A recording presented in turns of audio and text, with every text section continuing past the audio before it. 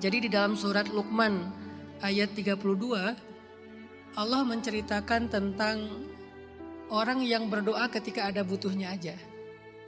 Kata Allah, wa idza ghasyiyahum mawjun kadh-dhulali da'u Allah mukhlishina lahud-din falamma najjahum ilal barri faminhum muqtasid wa ma yajhadu biayatina illa kullu khattarin kafur.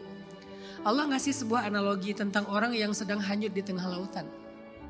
Ketika orang menaiki bahtera, di tengah lautan terjadi badai sampai maujung kadhulal, sampai ombaknya itu kayak gunung, lebih tinggi daripada kapal.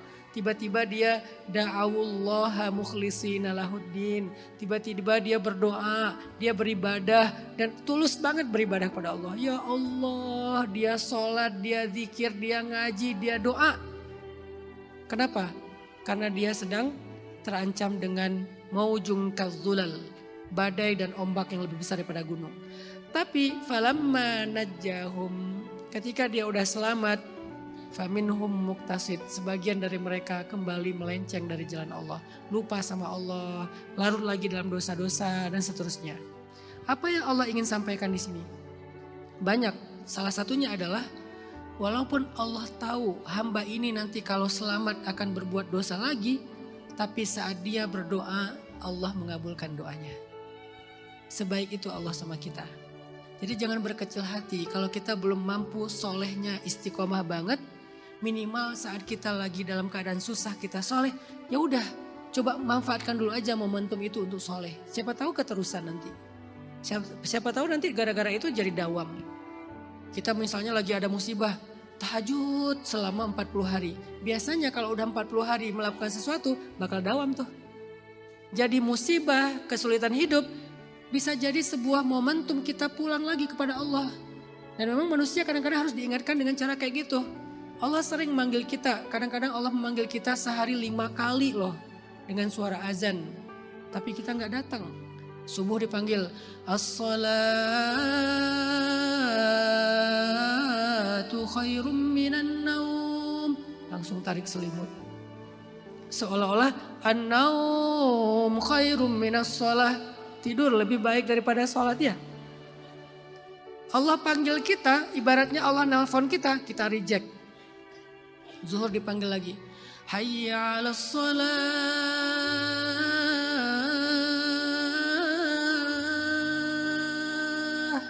Lagi sibuk di kampus, lagi sibuk kerjaan, reject lagi. Allah panggil lagi di asar. Hayya 'alas shalah.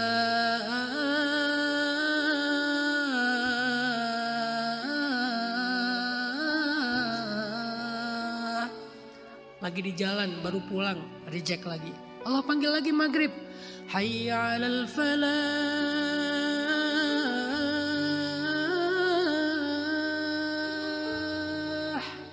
Baru juga sampai rumah mau mandi dulu, reject lagi. Allah panggil lagi isya. Hayya 'alal falah.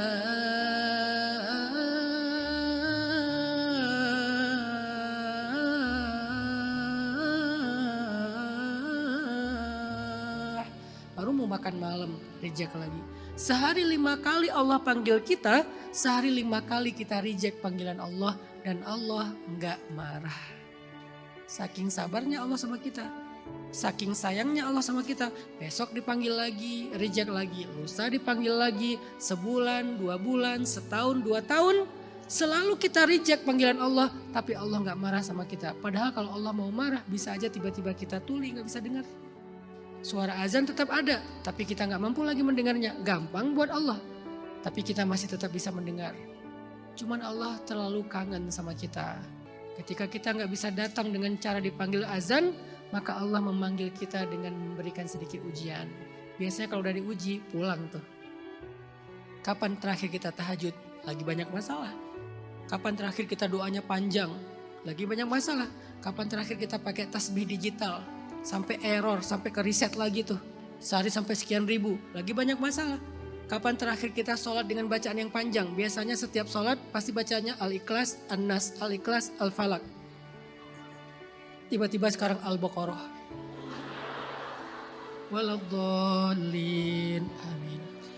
Alif Lam Mim, Al-Baqarah.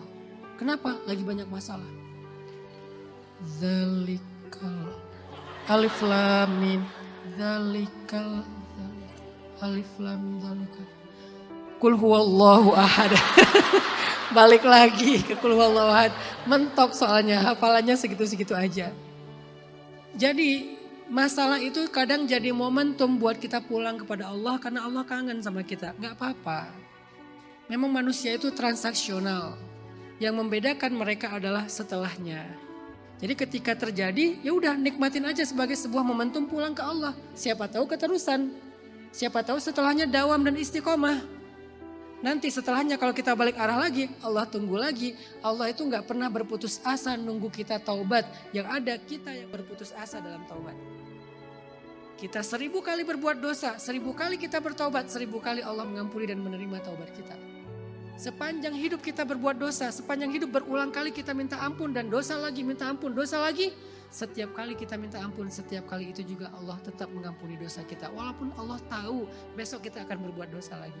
Sebaik itu Allah sama kita. Allah tahu orang-orang yang Allah akan selamatkan di dalam lautan ini, kalau dia selamat nanti akan berbuat dosa. Tapi kalau waktu itu dia berdoa, Allah akan selamatkan dia. Maka teman-teman, jangan berputus asa dari rahmat Allah. Jangan berkecil hati dengan keterbatasan kita. Ya Allah, saya kayaknya belum pantas berdoa. Daripada saya berdoa transaksional, jangan gitu. Mintalah kepada Allah walaupun garam, kata Nabi. Mintalah kepada Allah walaupun garam. Apalagi yang lebih penting dari itu. Kurang garam aja di dalam masakan kita. Ya Allah, garam ya Allah. Seolah-olah gitu kan. Mintalah kepada Allah walaupun sekedar garam. Allah gak apa-apa dimintai. Allah gak repot kok kalau kita minta. Jangan sampai kita berpikir, udahlah gak usah banyak minta, beramal aja. Bahkan meminta itu adalah juga beramal. Karena doa itu ibadah. Semakin banyak berdoa berarti semakin banyak beribadah. Dan Nabi yang paling banyak berdoa itu namanya Nabi Ibrahim. Dan Allah memuji Ibrahim dengan kata-kata innahu la'awwah. Dia itu awwahun. Kata para ulama tafsir, arti awwah da'a. Arti da'a banyak berdoa. Ternyata banyak berdoa itu baik, gak apa-apa. Berharap saja setelahnya kita bisa istiqomah. Tapi waktu itu berdoa aja, minta aja yang terbaik di sisi Allah. Kemudian pertanyaan yang pertama, gimana ya cara kita melakukan hal yang terbaik untuk membahagiakan keluarga kita, tapi juga nggak melupakan hak diri kita sendiri. Jangan sampai kita berpikir untuk membahagiakan keluarga, pasangan, orang lain, saudara, ipar adalah ya keluarga lah. Jangan sampai kita berpikir membahagiakan keluarga sampai kita melupakan membahagiakan diri kita sendiri. Terus gimana caranya? Nasihatnya sederhana.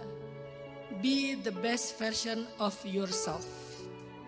Jadilah versi terbaik dirimu. Maka kamu otomatis membahagiakan orang-orang di sekitarmu. Jadi kalau kita pengen membahagiakan keluarga kita, orang tua kita, atau nanti pasangan kita, anak-anak kita, jadilah versi terbaik diri kita. Upgrade value kita, belajar lebih banyak ilmu tentang life skill, belajar lebih banyak ilmu tentang bijaksana, tentang akhlak, tentang adab, tentang moral, tentang banyak hal yang baik-baik. Upgrade terus value diri kita, jadilah versi terbaik diri kita, otomatis di waktu yang sama kita sedang membahagiakan orang di sekitar kita. Dan juga membahagiakan diri kita sendiri. Jadi jangan berpikir tentang membahagiakan mereka adalah menuruti kata mereka. Enggak selalu gitu juga. Kadang ya, kadang enggak. Sangat relatif. Yang lebih mendekati absolut adalah jadi aja versi terbaik diri kamu. Pasti kamu bisa membahagiakan orang di sekitar kamu.